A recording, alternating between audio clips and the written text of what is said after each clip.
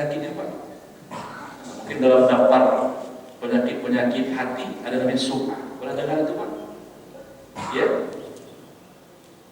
Sum'ah itu dari kata-kata sami'a yasma', mendengar. Sum'ah itu memperdengarkan kebaikan. Kalau tadi riya itu menampakkan, ya, dia memperlihatkan kepada orang akan kebaikan. Misalnya, ya, tadi seperti sholat yang saya contohkan, ada lagi misalnya orang pergi haji misalnya, atau pergi umroh. Ini sekarang dari sekali Pak di media sosial itu akan membuat orang itu bisa riya. Nah, dia foto di depan Ka'bah lagi berdoa, dia foto lagi di Raudhah lagi berdoa, nampak wajahnya, dia share di media sosial, tolong like dan komen. Nah, seperti itu ya. Nah, ini bahaya sekali. Dan itu kalau dilakukan oleh diri kita, sengaja kita menampakkan, ya, di media sosial itu akan ibadah kita, maka masuk riya.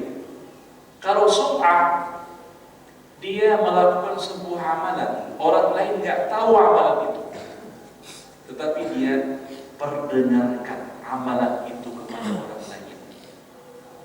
Contoh Allah sebutkan dalam Al-Quran tentang sedekah, ya ayyuhalladzina amanu la tubtilu shadaqatikum bil manni wal adha. Wahai orang-orang beriman, kata Allah, jangan kamu batalkan pahala sedekah kamu itu bil manni, dengan kamu ceritakan kepada orang lain. Dalam sedekah padu, dia berdua. Orang nggak tahu kalau dia bersedekah 500.000, tapi karena kebanggaan dia tadi, dia ceritakan kepada orang lain, maka kemudian orang lain, Bapak Ibu rahimahumullah, tahu kalau dia bersedekah 500.000, itu nilainya 0. Ada orang, Bapak Ibu rahimahumullah, ini ulama Pak ya, ulama. Itu luar biasa beliau. Malam hari, ya, dia bangun sholat malam, dan nampak wajahnya itu, kalau orang yang enggak tidur malam itu akan nampak kelihatan dari wajah. Tetapi bagaimana ulama ini menyembunyikan kalau tadi malam itu dia sholat malam? Maka dia datang ke masjid seakan orang seperti orang yang baru bangun tidur, yang seperti orang yang bangun tidur, yang tidak segar wajah. Ya, orang bangun tidur itu nampak apa namanya? Lesu. Padahal dia sudah dari malam tadi dia bangun tengah malam. Takut dia, ulama ini Bapak Ibu rahimahullah, hadir ke masjid dalam keadaan apa namanya, berwajah mungkin lagi letih karena dia sepanjang malam itu beribadah, tetapi dia nampakkan wajahnya wajah seperti orang yang bangun tidur. Ada orang, Bapak Ibu rahimahullah, kita lihat, Pak, pakai mirah dan mata, bukan mirah, bukan aweda menjaga. Boleh luka jaga hana, tapi itu belum baca Quran, habis dia cerita. Nah, itu sum'ah namanya. Dia ceritakan semua. Ya. Nah, ini dapat membatalkan amal saleh kita, Bapak Ibu rahimahumullah, karena kita menceritakan apa saja yang telah kita lakukan dari kebaikan-kebaikan. Maka Ramadan, ya, ini banyak amal-amal yang rahasia sifat. Puasa itu rahasia. Nggak ada yang tahu kecuali hanya Allah Subhanahu wa Ta'ala. Jangan ceritakan bagaimana kita menjalankan puasa itu. Kemudian juga baca Quran. Ya, jangan nanti kita share. Saya sudah, ini hari berapa Ramadan Ustaz? 14. Ini udah 4 hari Ramadan. Saya udah khatam 3 kali. Jangan Pak, jangan ceritakan itu. Biar antara kita dengan Allah saja. Takut kita.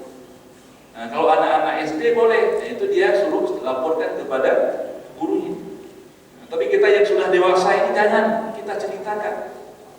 Lun kali monggo kata, lun baru sijus misalnya kan. Nah, itu sudah saling merendahkan nanti. Tidak boleh, biar kita itu rahasiakan.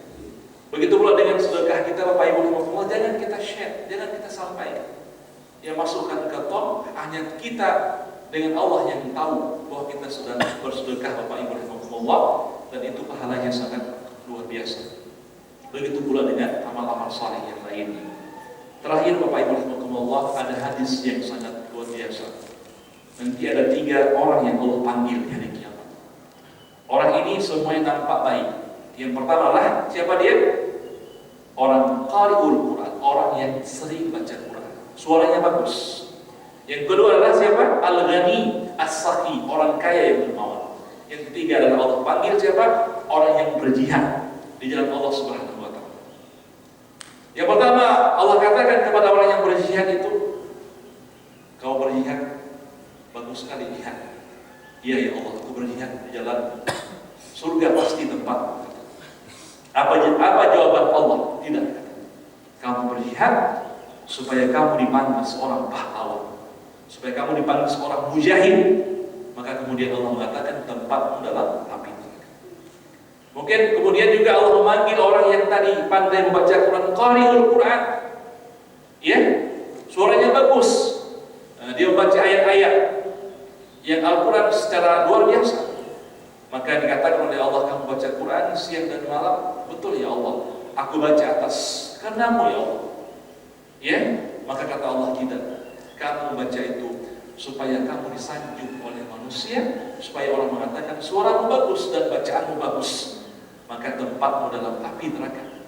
Kata Allah Subhanahu wa taala. Mengerikan. Yang ketiga, Allah panggil itulah orang kaya yang dermawan. Kata Allah, kamu sering menyumbangkan harta, sering membantu orang lain. Benar ya Allah, aku lakukan itu karena Allah Subhanahu wa taala, bukan karena apapun. Tidak, kamu lakukan itu untuk mendapatkan perhatian manusia, mencari pujian manusia. Tempatmu dalam api neraka. Ini tiga amal ini adalah Allah, ya, yang dapat menggambarkan tiga amal ini. Orang-orang tadi, orang berjihad, orang baca Quran, dan juga orang kaya yang dermawan ini, karena ketidakikhlasan mereka nampak di dunia mereka itu baik, tetapi akhirnya Allah masukkan mereka dalam api neraka disebabkan karena dua hal tadi, ria dan juga sum'ah, karena dia menceritakan kebaikan-kebaikannya kepada orang lain. Semoga yang sedikit ini bermanfaat dan terus kita berupaya memperbaiki niat agar kita menjadi orang-orang yang ikhlas dalam mengamalkan kebaikan, sehingga tidak menjadi kita orang-orang yang rugi, yang nanti kita akan mendapatkan sesuatu ya tidak bernilai di mata Allah Subhanahu wa taala. Demikian yang dapat saya sampaikan, mohon maaf atas segala kekurangan. Kita tutup dengan membaca doa kafaratul majlis. Subhanakallahumma wa bihamdika asyhadu an la ilaha illa anta astaghfiruka wa atubu ilaik. Wassalamualaikum warahmatullahi wabarakatuh.